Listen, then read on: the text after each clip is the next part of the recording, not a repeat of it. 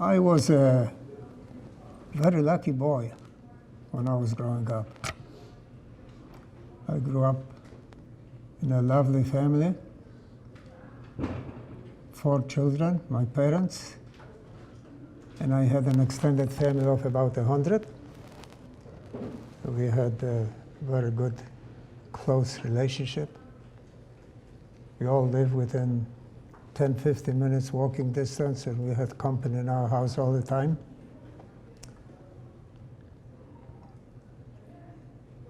And the reason I said I was lucky is because my parents had a special talent of making each one of the 4 children feel that each one is the most important person in the world to them.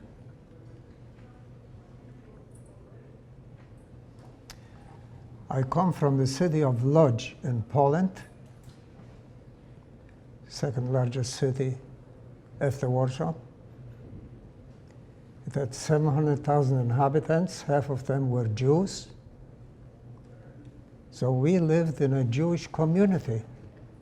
We had our own Jewish schools, Jewish newspapers, Jewish theaters, you name it.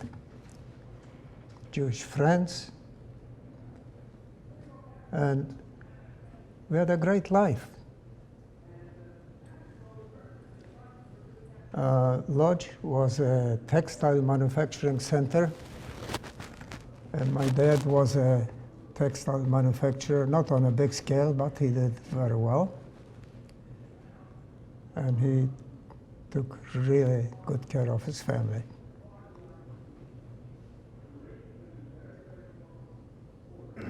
I had 2 younger brothers.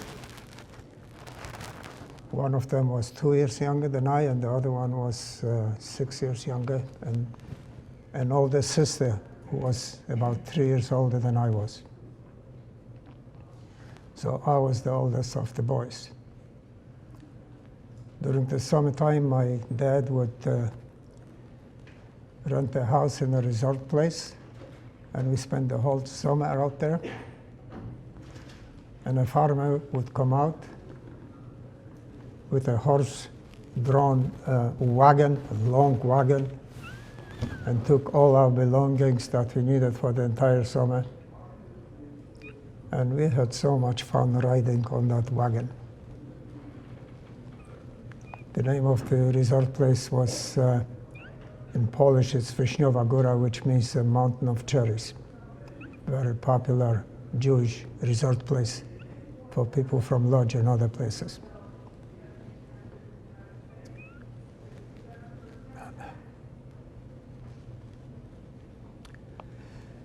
My mother died 1 year before the war, so she did not go through the Holocaust.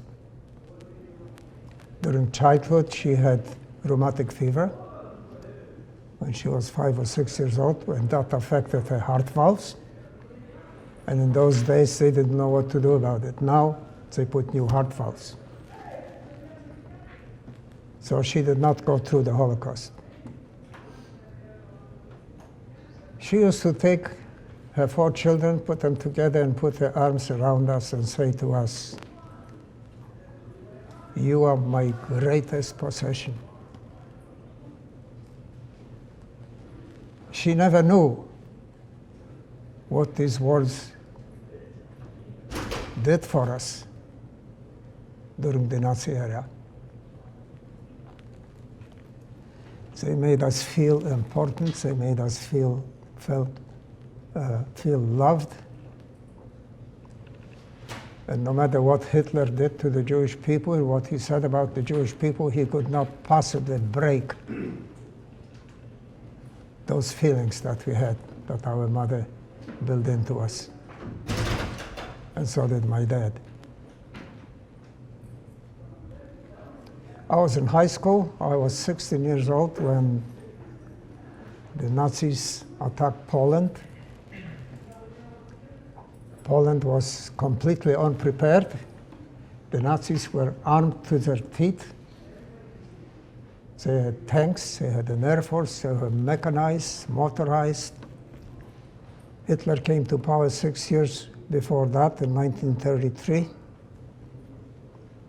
and he started arming Germany almost from the day he took office. Poland was an army that was on horses, no air force, and from the time the day the war broke out, which was September 1st, 1939,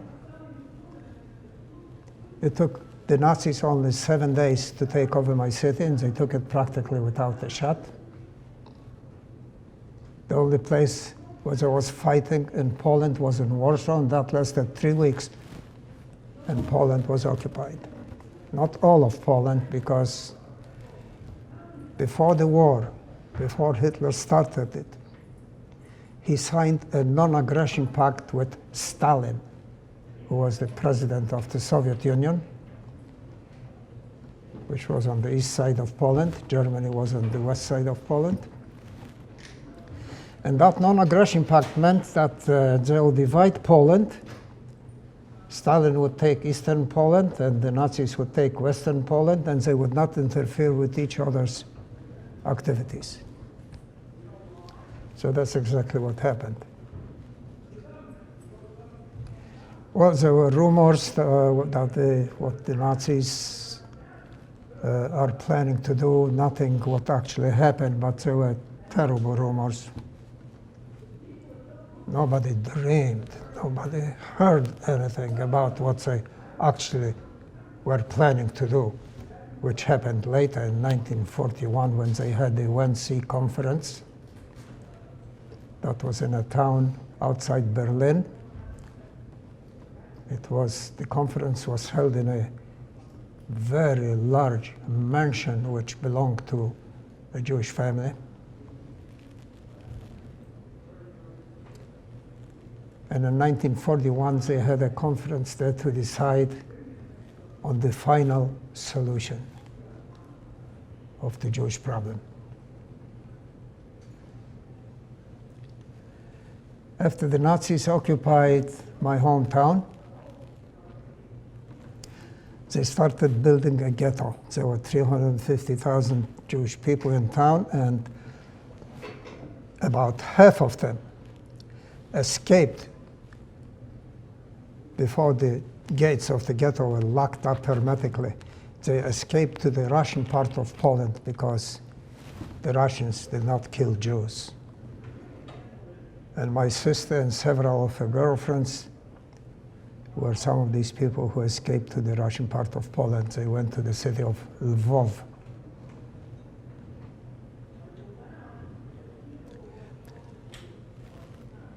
It didn't take them long to build that ghetto. It was surrounded by barbed wire. They took the oldest part of the city. Every 200 feet around that fence was a watchtower with Nazi soldiers with machine guns and searchlights. And they issued an order that all Jews have to be inside the ghetto by May 1st, 1945, which was just a few months after the war started. And any Jew found outside the ghetto after that date would be shot to death on the spot.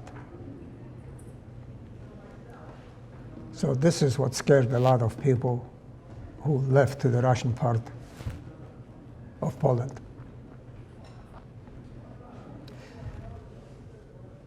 My dad didn't go because he had this business there, you know. He had this factory there. But half of the Jews escaped to Eastern Poland.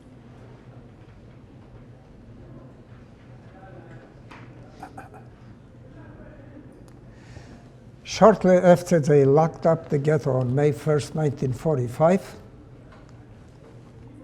one of the first things they did is they started shipping very small amounts of food supplies. They started starving us. And people were dropping dead from starvation in the streets of the ghetto. First people to die were big men who couldn't survive on those small rations of food that each person received. A typhus epidemic broke out in the ghetto. My youngest brother, Henry, was 11 years old. And one day, he developed a high fever. We had our own Jewish doctors in the ghetto, and 2 hospitals who were previously in that territory, in that part of town, were included in the ghetto. So I called the doctor. He takes one look at him, and he says, I think he has typhus, take him to the hospital. So I took him to the hospital the same day. And I had a little job there. I was about 17 or 18 years old. The next day, I was on my way to my job, and I was passing one of the 2 hospitals, but it wasn't the one where I took my brother to the day before. And what do I see? There's a Nazi truck, a big truck that is used to transport cattle with spaces between the boards, standing in front of the hospital, guarded by Nazi soldiers with machine guns. And they were carrying all the patients out of the hospital and loading them in that truck on top of each other, 20 layers of live people on top of each other. When I saw that, the streets were deserted. I started running to the other hospital, maybe 2-3 miles away. On the way, I come across one of those trucks that was already moving away from that hospital where my brother was.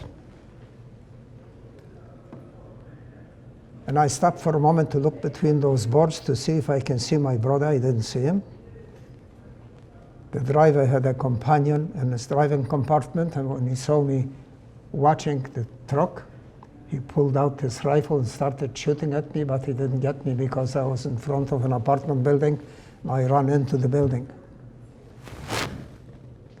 The truck continues in their direction, and I continued in the opposite direction toward the hospital, running non-stop. And the same thing is happening in front of that hospital as well. So I couldn't get in. So I went to the back of the hospital, and there was an 8-foot fence there, and nurses were handing patients through that fence to a crowd of people that was standing outside the fence. I climbed the 8-foot fence. To this day, I don't know how I climbed an 8-foot fence. I'm only 5'4", but I did. And I come up to the room where I put my brother in the day before, and he was not in his room. So I asked the nurses, where's my brother? And they told me that he was carried out 15 minutes ago. He was in that truck that I came across. And I have never seen him again. Now, we didn't know what they're going to do with these people.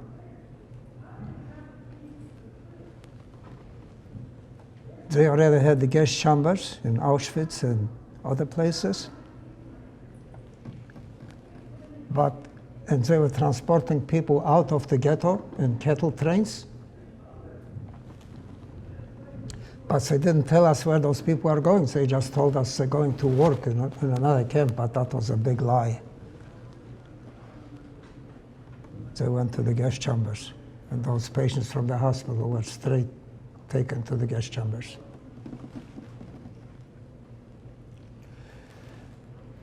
The Nazis had a policy of separating families so they couldn't help each other. So first they took my youngest brother. A few months later, they ordered the Jewish leadership of the ghetto to deliver 600 men to go to other camps for labor. And one of those men was my dad.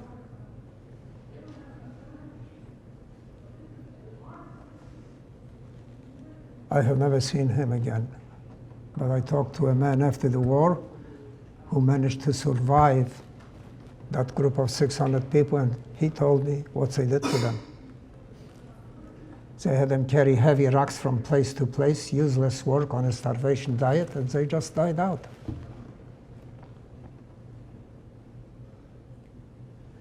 So my mother was gone, my sister was gone, Henry was gone, and my dad was gone.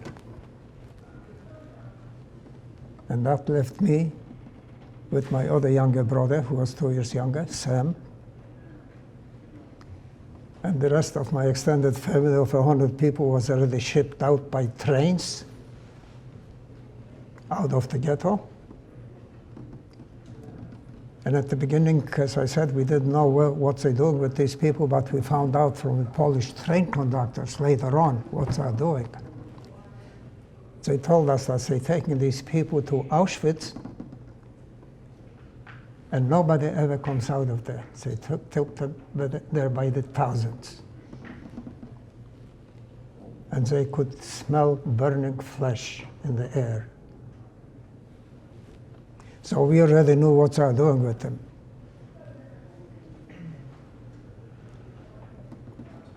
In March of 1944, only my brother and I were left from my entire extended family. And I received an order for deportation. My brother didn't get an order to report for deportation. As I said, they took one member of a family at a time to separate them. So my brother didn't have to go. I knew that this order for deportation was a death sentence. I did not report. I went into hiding. And I managed to hide for about a month in friends' places. And my brother and I were living in a single room upstairs with squeaking wooden steps to get up there. And we took, before we started hiding, we took everything out of the room and put a padlock on the room, on the outside.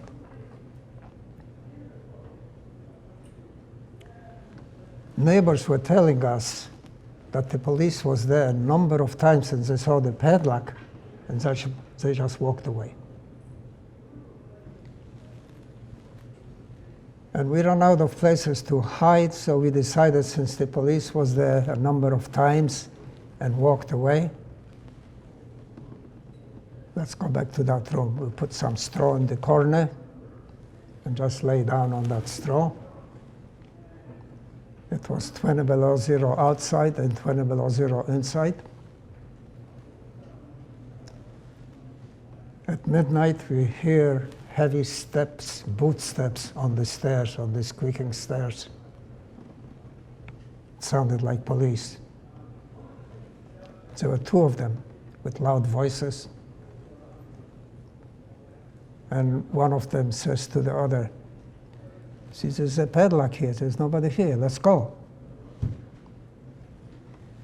But the other guy was a wise guy and he said, "No, let's not go. Let's get some tool and knock off the padlock and look inside." So they went downstairs, got a padlock somewhere, got a crowbar and knocked off the padlock. They opened the door. The good guy had a flashlight. He looks around the room and he says to the other guy, "Well, you see, the room is empty, there's nothing here." And the other guy says, "Well, let's look at that pile in the corner there, see what that is."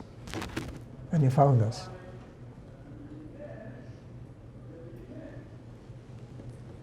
My brother didn't have to go, as I said. And he says to me, "Cuba," that was my nickname. My name is Jack, but they called me Cuba. "We are the only two left from our entire family. There's nobody else here anymore. Now they are taking you away." And he could have said, "I'm not going. I know where you're going." We all knew where we're going. But that's not what he said. What he did say is, Jack, I'm going with you. Wherever you go, I go. What happens to you will happen to me. So he goes with me. And they put us in those cattle trains, like they did all the thousands of others. And we know where we are going. We're going to the gas chambers.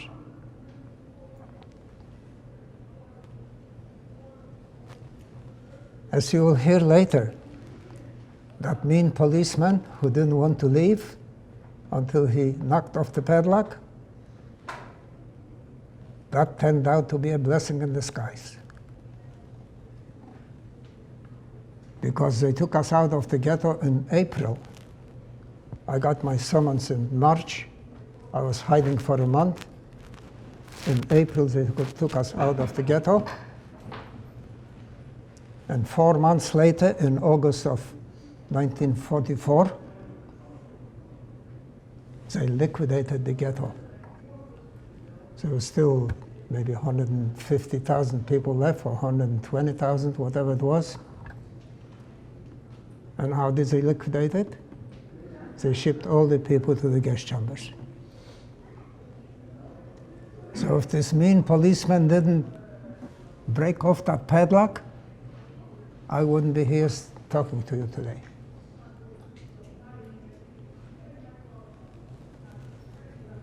We were in that train for 3 days and 3 nights.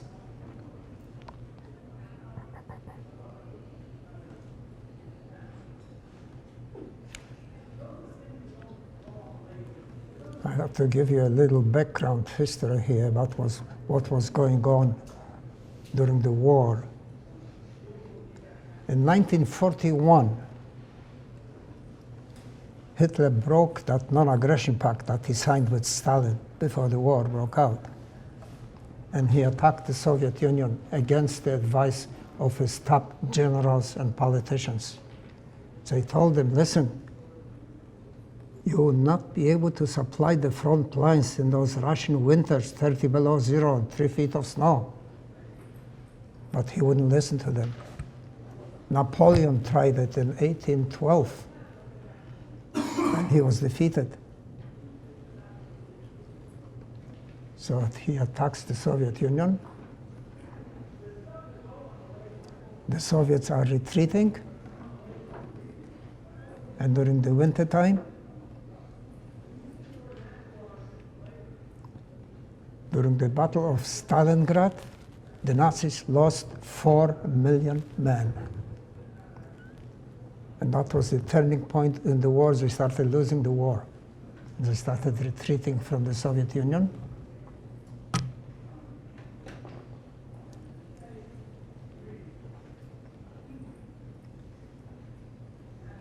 So we were in that train on the way to Auschwitz, and we were on the doorstep of the gas chambers.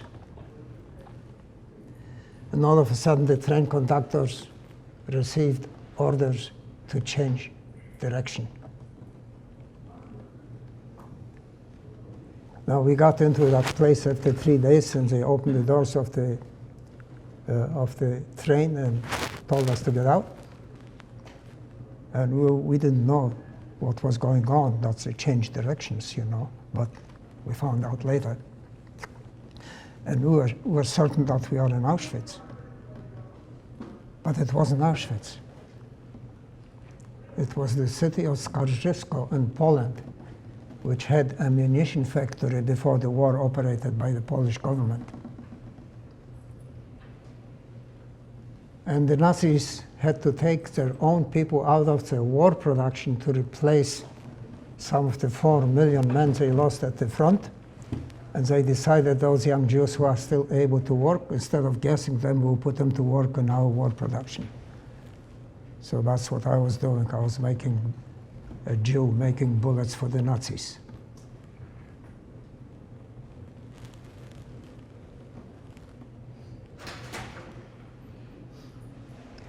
And we already heard artillery shots because the Russians were getting closer and closer.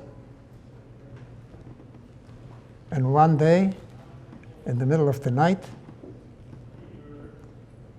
We were working at munition factory, and the concentration camp was located adjoining the factory. And we were marching to work and back on the Nazi guards with machine guns, so nobody would escape. And all of a sudden, the Nazi guards disappeared from the watchtowers around the camp. There were 6,000 Jews in that camp. That has never happened. We were on the Nazi roofs for 5 years, and that has never happened.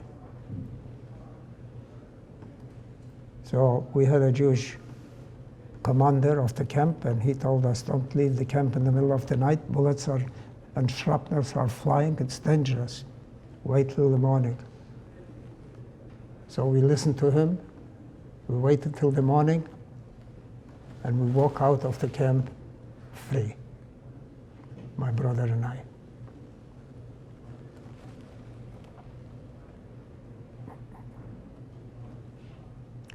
First thing we needed was food. We were starved.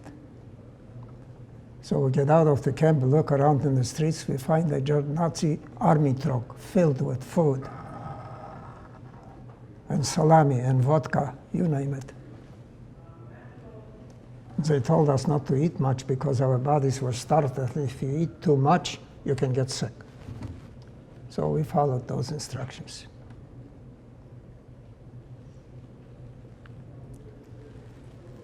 After we were liberated, I met a lady who managed to escape from the city of Lvov, where my sister was. In fact, my sister got married there.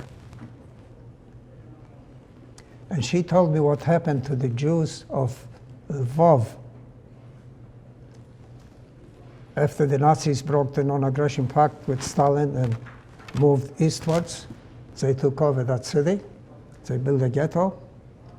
There were 110,000 Jews in that ghetto, including my sister. And one day they came in with machine guns, and they killed all 110,000 Jews in 3 days. So I have never seen my sister again.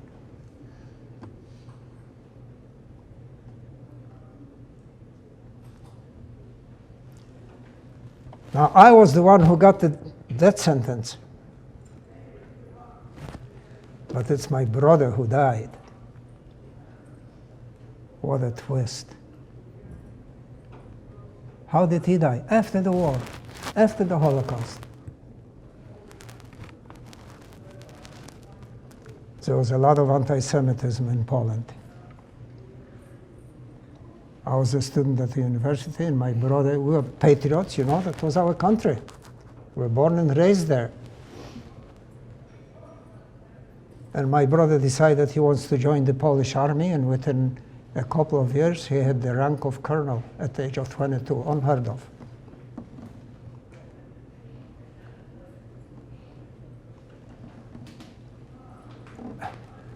In April of 1946, that was 1 year after the war ended. The war ended in May of 45. The Polish anti-Semites were hiding a Polish boy, a 10-year-old Polish boy, and spread out the vicious rumor that the Jews kidnapped that boy and used his blood to make matzah for Passover. It was Passover time. And that's all those hooligans needed. They came out with metal bars and crowbars in the streets of the city of Kielce, 70 miles from Lodz. And in one day, they killed 43 of those few Jews who survived the Holocaust. I was already married. I met my wife in a most romantic place in a Nazi concentration camp. And we got married in December of 45. And after this pogrom happened in Kielce, my wife and I decided we are leaving Poland. But the Polish government was a communist government,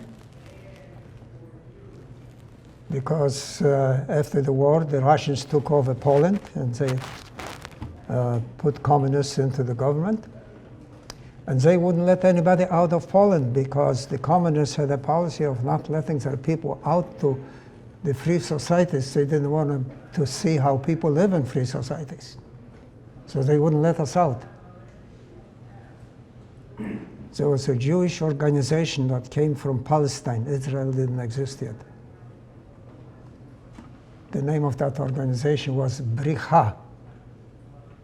Bricha in Hebrew means escape.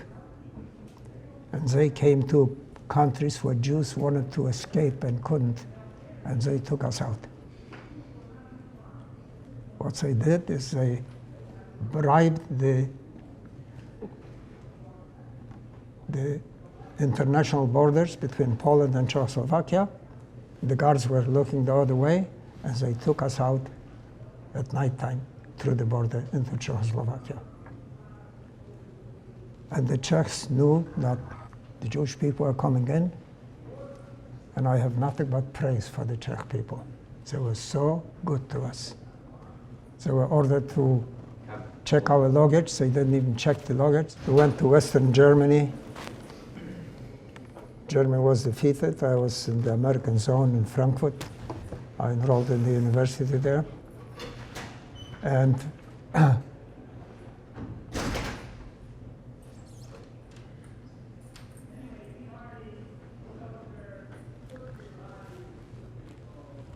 sometimes people are asking me, do you feel like having revenge?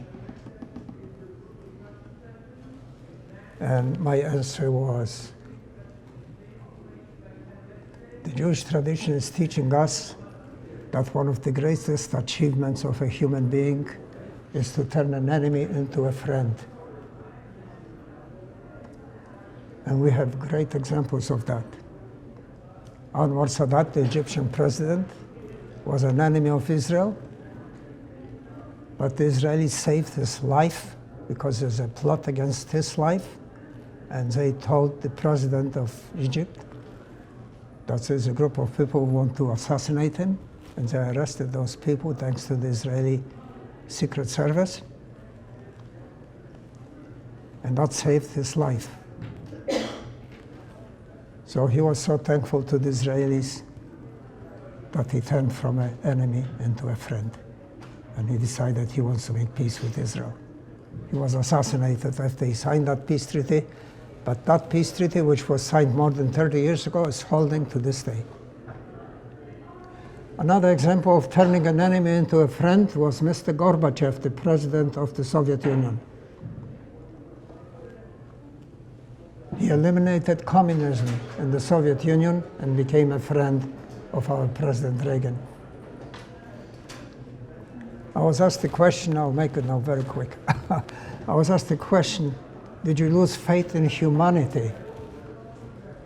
And I said, my answer to that question was, did you ever hear the story of the King of Denmark? Raise your hand if you did. Nobody did. Well, you have to know that. The Nazis occupied Denmark and ordered the Jewish people to put on yellow stars so they could identify them in the streets and ship them to Auschwitz. And the King of Denmark said to Hitler, if that's what you are going to do to our Jewish citizens, I'm going to put on a yellow star. My whole family would put on a yellow star. And every Dane in the country would put on the yellow stars, and you would not be able to tell who is Jewish and who isn't. That's exactly what they did.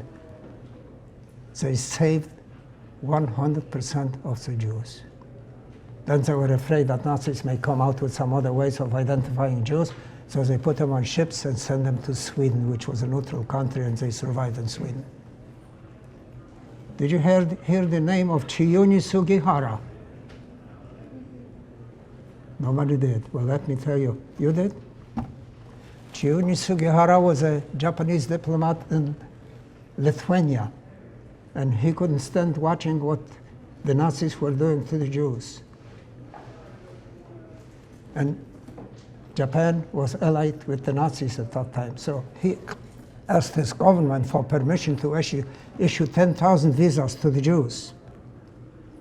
so they could go to Japan and some Far Eastern country where Hitler couldn't reach them. Well, the Japanese government turned down his request. What did Mr. Sugihara do? He disobeyed the order of his government, issued those visas anyway, and he saved 10,000 Jews. Knowing full well that the Japanese would fire him from his job, which they did, and took him and his family back to Japan, and he lived in obscurity and poverty. Now Mr. Sugihara is a great national hero as a humanitarian, and there's a statue that was built in his honor. Did you hear the name about Raoul Wallenberg? Anybody? Raoul Wallenberg came from an aristocratic Swedish family. And he was appointed ambassador to Hungary, and the Nazis were about to ship 100,000 Hungarian Jews to Auschwitz. He single-handedly issued 100,000 Swedish visas to those Jews. They became instantly Swedish citizens, and Hitler couldn't touch them. I know a family who were patients of mine for years. Their son is an ambassador, American ambassador to Albania. And this ambassador sent me a booklet through his mother, and she brought it to my office. And the title of the booklet was Albania Saved 100% of the Jews when the Nazis occupied Albania. Albania was made up 90% Muslims and 10% Christians, and they were hiding their Jewish neighbors in such a way that the Nazis could not find them. Bulgaria did the same thing. Now, in fairness, I must say that there were a lot of good Polish people who were hiding Jews under the ground, risking their lives, because if the Nazis found out about it, they would kill them. In closing, I would like to say that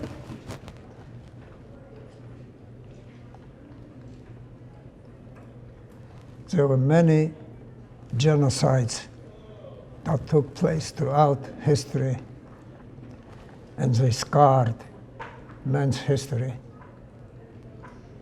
And genocides are still going on to this day.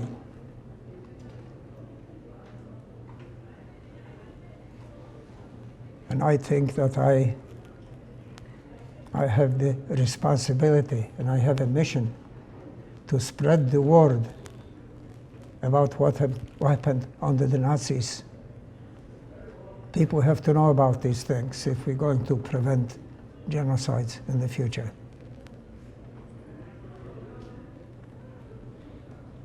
And it is my mission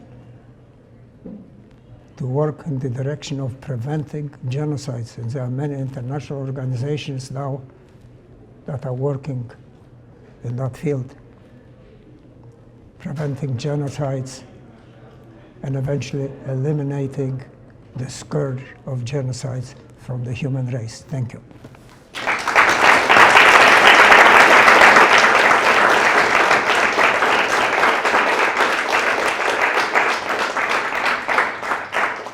If there's one message you want us to take away from you sharing your story with us, one thing that you want us to take with us, what would that be?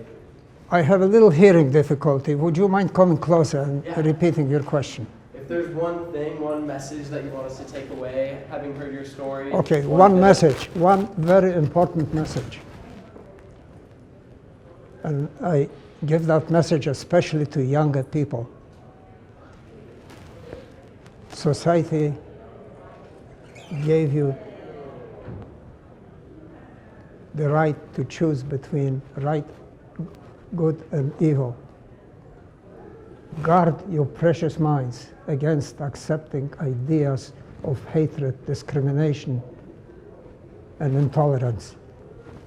Those are three factors that led directly to the Holocaust, where 6 million Jews have died. The other message I have for you, and I learned that from childhood on, and I'll never forget it if I live to 150. No matter how dark the clouds may be, never lose hope for a better tomorrow. There will always be a day when the sun will break through. Those are the two messages. And another message, you know, we have 8 billion people on this planet. How can I possibly lose faith in humanity when we had people like the King of Denmark, Chiyumi Sugihara, the President of Egypt, and Raoul Wallenberg? People like this walk the surface of the earth. And Mahatma Gandhi of India, what he did, you know, probably what he did. The British were occupying India, and he wanted freedom for his people. He went on a hunger strike. With each day of the hunger strike, he became weaker and weaker. And the people became more restless all the time. And the British were afraid that if they don't leave, they'll have a revolution on their hands. They left India and gave Indian people freedom without firing a single shot. Martin Luther King also was working in that direction with peaceful methods, no violence. And other questions? We're going to have to wrap it up because people are starting to come in. There's another session here.